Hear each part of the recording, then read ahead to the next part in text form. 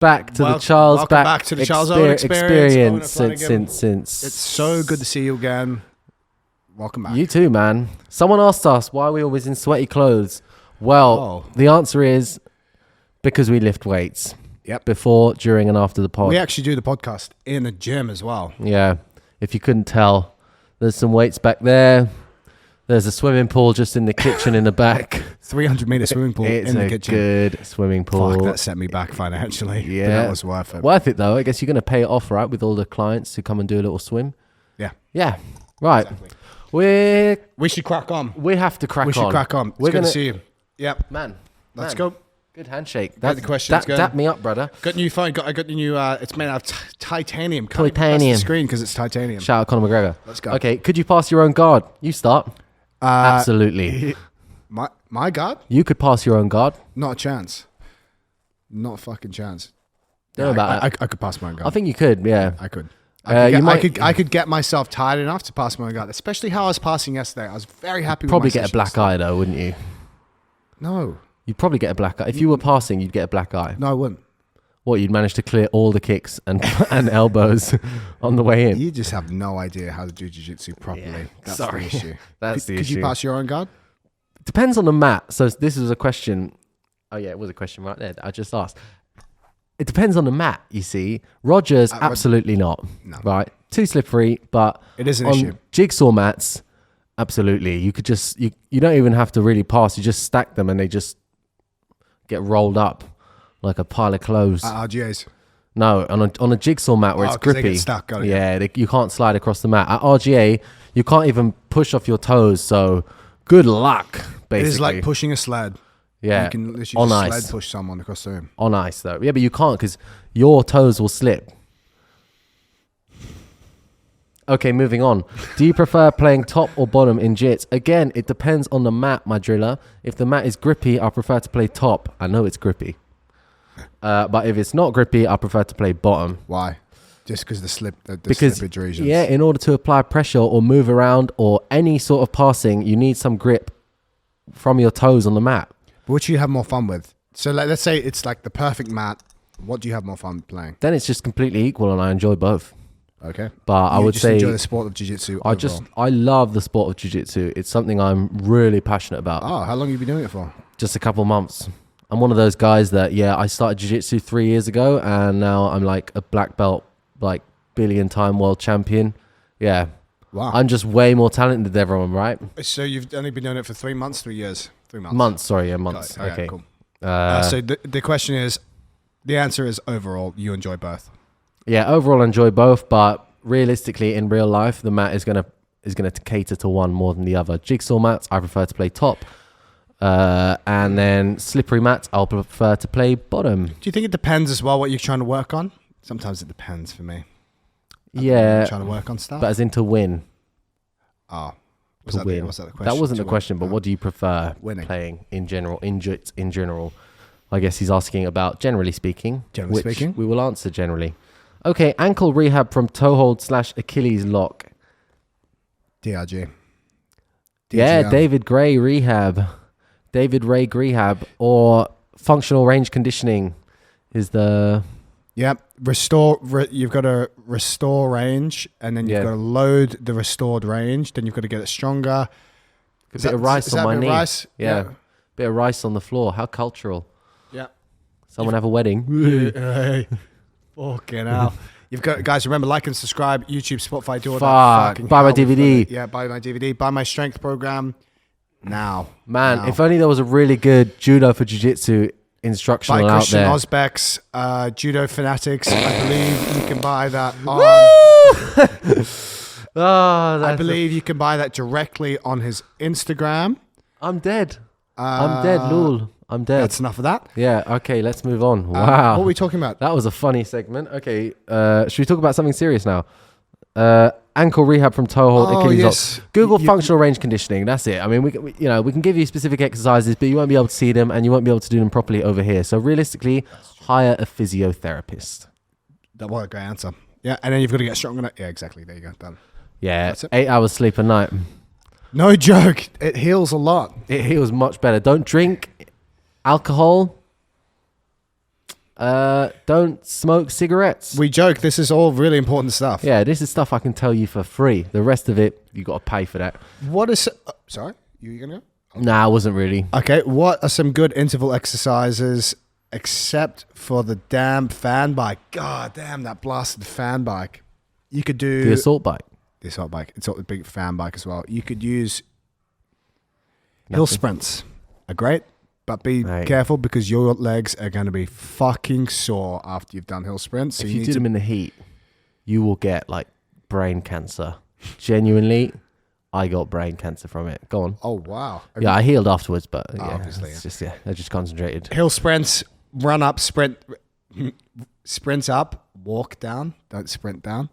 If you're going to do hill sprints, just start with a low volume and then slowly over time, build that volume up. If you start too high, you're going to be too sore. You could use the ski erg, you could use the rower, you could use any kind of fitness apparatus equipment to do intervals with. That is the answer. Yeah, hill sprints are fucking brutal, aren't Hill they? sprints are amazing. Jesus They're fucking Christ. good. Because it's back low to impact brain on cancer. the knees. Less pain on the knees. I thought I was going to get heat stroke doing that. I was doing it in Greece. You're hydrated. I was hydrated and everything, but it's just middle of the day. Extremely hot. Silliness. It was 2 p.m. up a big hill. That's silly. Fuck me, I felt so sick afterwards. I needed a can of Coke and a cigarette, and I only had the can of Coke. Fair play. Should you get up a small gym? Should you set up a small gym and get members before renting a big place to open a gym? Yeah. You've come to the right place, my friend. Both the of us answer have done is that. yes. Although I haven't even rented a big space now, but you have kind of, right? In the same way. I started in a 300 square foot facility for 2 years, and I basically started. As soon as I got into that facility, I was 20 hours a week. Then I did 50 hours a week for a very long time. And then I moved to a 70 square meter facility, which I'm in now. It's also a podcast studio, great acoustics. We got a swimming pool in the back, 300 meter swimming pool, but don't tell that to Bay the tax windows. Windows. High ceilings. But yeah, you want to prove of concept. That's what you want to do for yourself. Prove that the concept can work and that you can make money and be profitable with a smaller business. Then you can scale it upwards once there is enough demand for it to be also scalable. Your gym was directly downstairs from the old one, which is good because all your clients could basically come to this gym if they could go to the old one. There's not really an excuse, right? Okay, it's too far. But if you have a jiu-jitsu gym in one location, maybe like 25% of your guys can only make it because of the location. But luckily for us, our current location is so shit that if we move anywhere else, we will get more members. It will be a big step up. A huge difference in members, success, quality of life and everything. But nah. So the key detail is 5 to 10 minutes. If it's outside 5 to 10 minutes more, it's going to be difficult. However, Roger Gracie's, but again, it's tough because Roger Gracie's, people will go for the name and he has a big ass academy. He went from Latimer Road to Hammersmith, which is on a train. Yeah, it's only about 5-10 minutes. But if you're driving, that's a bit of a pain in the ass. But if you're on a line 25 bike, to 30 driving. Yeah, it'll be rush hour. It'll be a ball like driving. But if you're on a line bike, it really doesn't make that much of a difference. Yeah. But yeah, I would say don't make the journey more than. This wasn't even what he asked. But yeah, if you're going to change locations completely, 5 to 10 minutes within the same kind of area. Yeah. In your case, but it wouldn't even matter though, would it? Like, it doesn't matter. Yeah. If you're well established, and you're good at what you do, if you've got a decent location, it will do well. Yeah. Because people come to see you. Yeah. Really, the only benefit from the carryover of students is that your first couple months won't be such a huge hit on the rent. Yeah. All right, let's move on. That was a weirdly serious conversation. Yeah, that was... What fucking loser. All right, you human flesh light. For the 10th time, how to retain guard from a smash pass into the legs. So... We've done videos on this. You continue. To retain guard from it, no, we haven't. Oh, okay. Continue. So you got to get your foot outside of the smash pass. We're talking about the Gordon sprawl passing it. Try and get your foot on either side of the hip. So you can go like the K-guard side with your foot on the outside, or you can bring your foot to the other side and it will allow you the ability to invert and attack the legs much easier when your foot's to the outside. And that's it. You can go K-guard or you can invert to saddle, etc. I would also try and get my toes on the hip so you can actually like stomp them away properly. So if you watch Gordon doing his sparring, he's always taking that toe off the hip to stop people kicking him away. So they're just framing with the knee shield. It's not useful, basically, the knee shield. It just saves you getting crushed. Did you see his video with is it Gervonta Davis? Davis Asari. Oh my God, he was wearing him out. I actually watched that last night for so long. I really enjoyed it. Classic is that he just like letting him frame with two hands there, and he's just getting so tired. I thought Davis was doing a great job, to be fair. In the first 2 minutes, he did a really good job getting onto those legs. He was trying to attack. The whole time I thought he did a very good job. I think Davis is fucking sick. Like, fair play. He didn't seem to get that tired. I mean, he got subbed quite a few times, obviously. But they sparred for 15 minutes straight. True, actually. He got up, when he got tapped, he'd just be straight back into him. It wasn't easy. I wouldn't say it was that easy for Gordon, right? Gordon was using some strength and energy, etc., to pass the guard. And I guess they spar a lot, so Davis knows the score. He knows the battles that he has to win. He's world class. Is he 77? I hope so. I think so. He's good, man. How many people who do BJJ are actually repressed and use BJJ as a no homo for male touch? Well, it's a spectrum, you see, and I think quite a lot. Yeah. It's a great sport. I love a bit. As long as it's repressed, I'm all right with it. Yeah, I love the contact. Yeah, I'm not repressing. That's the best part. All right, what to do in the lead up for a comp? Week before comp, take a rest. Take a rest, chief. Take it easy. Take a rest. This is jokes aside. Get 8 hours of sleep. Stay well hydrated. If you're cutting weight, make sure your weight cutting strategies are on point. If you need help with that, look at our previous podcast. We've done a lot of stuff on that. And then you shouldn't be working too hard, chief. Yeah, don't go really hard in the run up to competitions or you will get ill or injured. Lachlan posted a study about something about increasing your rate of work and increasing the rate of injuries, and there was like a direct correlation, etc. Whatever. You get the idea. You will get injured or ill if you just suddenly train way harder. Owen would always get sick a week or two. This is you. Yeah, more like 3 weeks before, and I just recovered by the time the competition came. Yeah, but this time you've done it smartly. What a great word, smartly this time. Cleverly. Yeah, I just won't like go full retard for no reason. There is no reason. There's no reason to add in all these extra days of training when you could just work better at what you're currently doing. Remember, if you want, it's just not really, the short run approach is not really good for winning comps. You have to think about your long run approach. Remember, if you want to add more sessions into your training week, you start with one extra session. Do that for 2 or 3 weeks. How am I recovering from this? Assess. Is this working for me? Am I feeling more sore?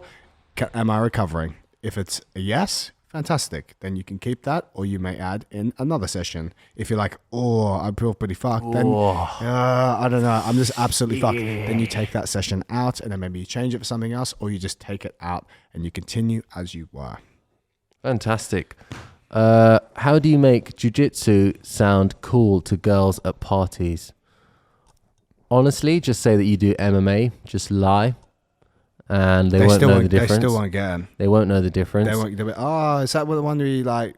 You could just say Jiu Jitsu, and they'll be like, what's that? You go, a UFC, and they go, you go, you know Conor McGregor? Yeah.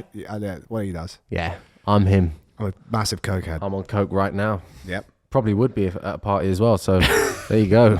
It's believable. There you go. Thoughts on belly up finishes for heel hooks? Yeah, why not? I think outside heel hooks, I would rather finish on my side or belly down. Belly down would be the ultimate of breaking, but finishing belly up, I feel like they can start to drive weight into you and maybe like start to, snap your hands away, etc. But really, once you get yourself aligned with them, if you have the correct configuration of your legs, e.g. belly up, I would just have like a cross legs position. There's no point trying to describe it. Basically, if they're belly up, you can break their leg. If they're belly down, you can break their leg. If you're on your side, you can break their leg. The ideal is belly down, obviously. And by that logic, I would say the least ideal is belly up. Fantastic. Good hierarchy right now. Thanks. Tips on returning to S&C workouts after a hard competition weekend. Take it easy, Chief. Yeah. Go back into training. What's the issue here? Sorry. We can't just have any question. What is the fucking issue, cunt? Right? You just go back to training as hard as you can. be bothered to. Yeah, there you go. Like, yeah, we could say that, or we could try and answer the question helpfully. What? Little Stefan de Bija competes a lot, and he'll come in. If you want to laugh, go check out Stefan de Bija's Instagram. It's so funny. It's so hilarious. If you come in and you're like, man, that competition really fucked me up. My hands are sore, my shoulders are sore, you know, my calves just sore in like little weird places. Be mindful of that. Don't go crazy at training. Be like, okay, I'm gonna go 25% lighter than I usually do. Which that's all you're probably gonna be able to do. Which is fine. Don't coast, but work hard for what you can do for that day, like you normally would at training. So basically, to Owen's point, just train as you normally would, but do your best at what you can. Don't try and push crazy. That's the main thing. Yeah. So let's say you're going, oh, I'm going to do some deadlifts today. Nope, that doesn't feel good. Great, do a different exercise. Maybe do some RDLs. That doesn't feel good.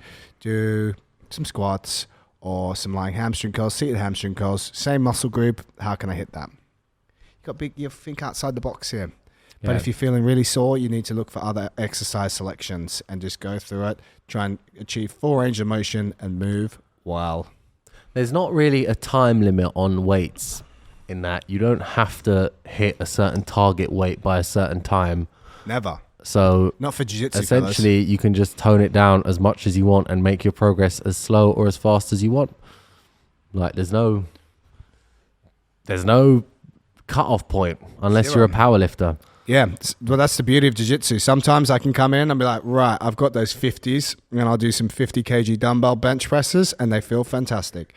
Sometimes I'll come in and I'll be like, mate, I can only just do 42s, and I'll just do 42s. And there you go. Fucking hell. You just got to accept that. What do you look for when studying matches?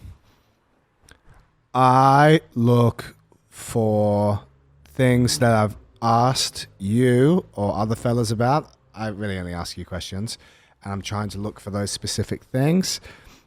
Or I'm like, oh, how do you do that? Pause, little rewind, pause, little rewind. I like to, what's he doing here? What's he doing there? And I'll, like, when we got to the Gordon Javonte Davis, that's his name? Davis is sorry. Why did I think Javonte Davis? Javonte is another black athlete. We can cut that. We can cut that.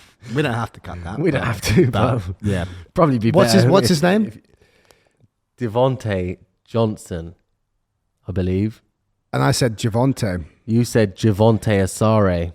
Davis Asare and Devontae Johnson. They're two different people. I do apologize for that. Wow. That saves the edit. Wow, man.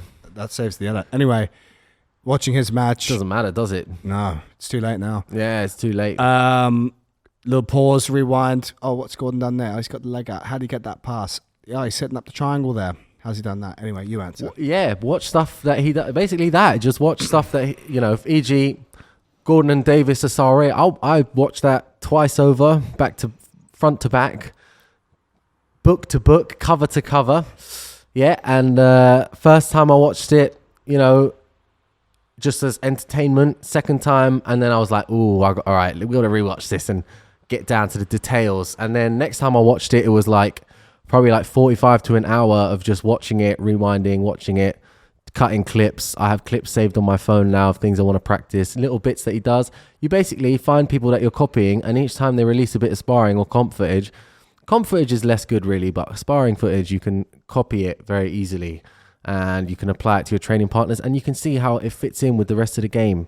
So yeah, like even with the sprawl passing, I see Gordon doing stuff that, or just like tactically, he's not always sprawling. Sometimes he's going for the high tripod, head down passing. I saw him do one one hand on the neck in the C gripping the neck, and the other hand C gripping the armpit with his head down and his hips up, and he just pressures in until his partner's like shoulders are flat to the floor. Then I see him like waiting for him to kick and then ripping the grip out rather than just ripping the grip out. There were many things in that. I like how setting up some of those triangles. So he'd get to like... He did that 4 or 5 times. And he went forward here and he went straight He's going side control triangles. Yes. That is going to be his next DVD. Voila. He goes underhook and then he just steps his head side leg over the head and leaves the trail leg under the armpit. Like, fair play. It's actually extremely hard to stop, it looks like, because I feel like Davis obviously has had it triangle done to him many, many times and still is failing to defend it. Yep. Yeah, man. So I'm going to start doing that as well because, it looks fucking tasty. That was good footage. Yeah, it was great footage.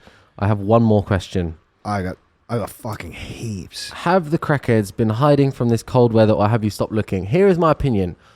During COVID, the only people that you would see, during and slightly after COVID, the only people that you would see out on the streets were crackheads, basically, and like health workers. So, and like obviously health workers would go to work and be back from work much earlier and much later than me. So basically, I would only see crackheads about, and anyone on the street was a crackhead, basically. By chance. Or that way inclined because they wouldn't have had a home or else they'd be at home living in fear of COVID, the most deadly disease of all time. Now, you get a lot more normal people. Also, I've streamlined my day in that I don't have to go on the fucking district line or any public transport at any point. I forgot you did that. That was fucked up.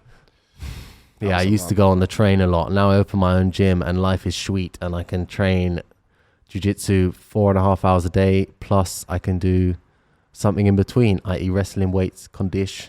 Or physio or the occasional rest. No condition until the match. Nah, fuck that. I'm getting tired. Roughly how much weight will you gain on a bulk? My friend, that really depends on how much you're bulking by. If you do a bulk of 500 calorie surplus per day, you could gain anywhere between 300 grams to 500 grams per week, which is a lot. And if you do that over a long period of time, there we go. If you do that for like 4 weeks, what's that? You're a mathematician. 2-3 kgs? Sorry, what was 500 gram 4 weeks? 500 grams each day. Yeah, you'll gain like 3 kgs a month. About 3 kgs a month. Potentially less. Noob gains is a big thing, isn't it? Noob gains is a big thing. There's so many variables to this. What's your training age? What's your training program look like? How hard do you train? What does the calories look like? Basically, just go on a 500 calorie surplus. That will be 0.3 or 0.2 to 0.5 kgs per week. If you do 1,000 calories daily, you could look to gain anywhere to plus 500 grams of weight per week. But again, it depends. I can't answer that exactly perfectly. Noob gains though, massive. Noob gains are huge, man. You could be a noob in the gym and you just start going to the gym and you start eating a lot of food and you're like, what the fuck? Over like a space of a year, you've put on like 5 kgs of muscle, which would be huge. In the really upper echelons, anywhere between 5 and 10 kgs would be huge. I mean, we are lifting exactly the same as before, and I feel like I'm eating almost the same as before. And weight has not shifted since. Yeah. But I'm training more. Because you're at maintenance as well. Don't forget you have put on the weight now. So those calories are now maintenance calories versus weight gain calories. So if I went back to 5K a day, I'm probably on like 4 to 3.5. Go to 5K, eat disgustingly, and you'll start putting on weight. You get to like 91, 92. Need to do that again. With the big boy weights. Yeah. As in you're a bigger and better person because you lift more. Yeah, but that's what you're making it. Your back is hurting, so you're a small person. Why do pros? Let's move on quickly. Why do pros respond to the real professor fella if he's anything but a troll? That's actually a good question. I think he is not a troll. I think he has the fact that he has 5K followers and a lot of people listen to what he says, and he has some insider info, means that people regard his opinion higher than any random account. That's it. It is literally just a random account. No one knows who he is. No, yeah, it's anonymous, but it can still be validated via info. You know, he has information that others wouldn't. What did he actually do? How's he? I think he had info on like exposing different things like sexual misconduct at different gyms, Non-sing, etc. Yeah, non-sing, etc. That sort of stuff. Right. Okay. Money exposures as well. How much certain people make compared to other people. What's really funny about that is now he's also a healthcare professional. He knows a lot about strength and conditioning. Whereas once he is that what he said? Well, he seems to be. Yeah. I mean, I just can't wait to be tested because, you know, then all his followers can finally stop get off my dick sort of thing. But yeah. No, you want them. Like better to have a short eccentric with additional weight for this is 2-part pull-up. When doing pull-up eccentrics, is it better to have a long eccentric at body weight or shorter eccentric with additional weight?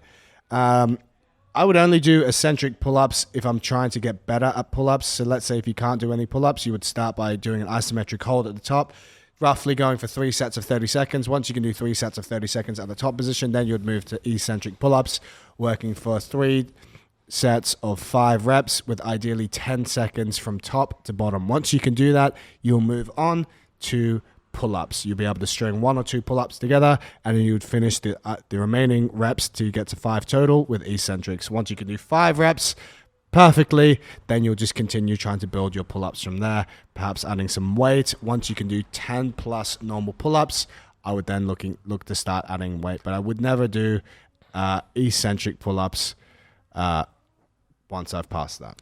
What do you think about muscle-ups? Is there any value to doing that for jiu-jitsu? Not for jiu-jitsu, just in general. Yeah, it's a great exercise. You're going to get very strong. You're going to be like, your lats will get stronger because you're going to have to have really strong lats to get from that position to there. It's quite technique orientated as well. You can cheat hard though in those. You can cheat hard by kipping, but I've shout out our friend Avi, however you say his last name. He is a fucking specimen. He doesn't cheat. He does zero cheating. I've done one once, no cheating, with false grips. Yeah, that's not cheating. One ever. Yeah, muscle ups, if you can do them, they're a great exercise. Yeah, maybe we should work them in. It's tricky on these shitty bars though, because see how they're all crooked. If you just have a nice fixed straight bar, it's perfect to do. This might swing around a bit too much. But the handles just put you off. You just want a flat bar to do it from, or rings. I need to put the rings up on the ceiling. The rings. Ring muscle ups are fantastic because it takes you through full range of motion. You get a lot of good internal rotation of the shoulder in that bottom dip position, and then pushing out, you get nice straight arm strength for the tendons of the elbows. We should definitely do that. I've done a couple of those on the rings. Muscle ups are fantastic. They're fucking brutal on the rings. Yeah, they're very good. So good question, Owen. Thanks. How to find ideal weight classes for BJJ comps. I think we did this last podcast or the podcast before. RuneScape versus PEDs. One or both. Go for both. Tips on how to get past that pesky knee shield invert to legs combo. Head position, right on the shoulder. If you get that head on the shoulder, it's hard for them to invert off the floor. And yeah, you got to keep your outside leg back, not allow them to grab it. Don't post with weight on your outside hand if you're in a cross hamstring position. And yeah, you have to keep your weight in your feet, right? So they're not able to like make you post your hands over the top of them and then just spin through you. So yeah, that's it. Also, you can cross face and sprawl, etc. Use a near side underhook. These are all good ideas to basically stop people from underhooking your leg and spinning between your legs. So weight back, keep your second leg back. And obviously there's a bit of play here in that if you want to apply pressure, then there's more chance of them applying pressure back into you and then releasing that pressure and using that timing to spin underneath you. So if you're just aware of that play, it can save you a lot of trouble. However, people are going to invert under you invariably. So you should probably just get used to defending the invert, which, basically that's the guard player's goal, is if they can get underneath you in any sort of way. It could be hooks, it could be whatever, but inverting is a very good way of getting underneath you. If they can get underneath you, then they can start, off balancing you, splitting your legs to make it hard for you to lift your legs off the floor, and they can start attacking the legs, right? So if they control the space between your legs, it becomes much easier to attack the legs, control the legs, even attack the arms. So basically, you have to get good at, once people invert, what to do from there. You should be well-rounded in defending leg locks and passing from leg locks, as well as any other position where you pass from. Fuck yeah. Yeah. How should you approach mentally approaching matches? There you go. Man, which one? Full dyslexia. How should you/do you mentally approach matches and tournaments? Beautiful. Thanks. I read it like a true first language English person. So I would say you got to treat it as close to a sparring round in the gym that you really want to win. So let's say I want to win against this guy. I don't want to expose my game too much, and I don't want to go too deep or get too tired too early. I mean, maybe if you think, yeah, fuck it, I'm just going to catch this guy out with some sneaky shit from the start, then you can try that. But you might expend a bit of energy trying that, and then you might get tired and get fucked. So strategically, there's no easy answer, but what I would like to do generally is like feel out what they're good at. So have a bit of play where I'm not really giving too much or attempting too much, and see where they kind of where they use their energy. And then once I know what they're aiming for, what their goals are, then I will know what to avoid. So I can start to attack in places that they are not necessarily best at defending, or areas where I feel like this is a hole in their game. I can attack from here, and I know what to avoid. How much time do you have left? None at all. We should finish it there. Great. It's perfect timing. If you've been taking a shit, get back to work. Get back to work. Guys, remember, like and subscribe to the podcast, YouTube, on Spotify. Top left-hand corner on Spotify. Buy Satoshi Ishii's Judo Instructional. Yeah, he's got a really fucking good one. It's fucking good. I actually bought it myself, and it's probably it's probably one of. I actually use the BJJ Fanatics points, but it's probably one of the best Judo Instructionals out there. There's only 2 or 3 other ones, but I definitely recommend you check out Satoshi Ishii's. And there's one other guys who did one pretty recently, but I can't remember. I was uki for it. It's all right. You don't remember the fella? No. We'll have to get back to you on the other part. I'm running out of time. Seriously, I can't remember his name. But if you just Google, you've got some Judo BJJ Fanatics as well. Countering the outside passer, butterfly sloppy seconds, and something else. Yeah, and go do UK that. variant. Yeah, it's a COVID joke. I sell strength programs. If you want to get strong, your questions can be answered with the strength program. If you want to train with me, come to my gym or come to Rogers in the morning. Mashallah. Good to see you guys. Thanks, man. Great to see you, my friend.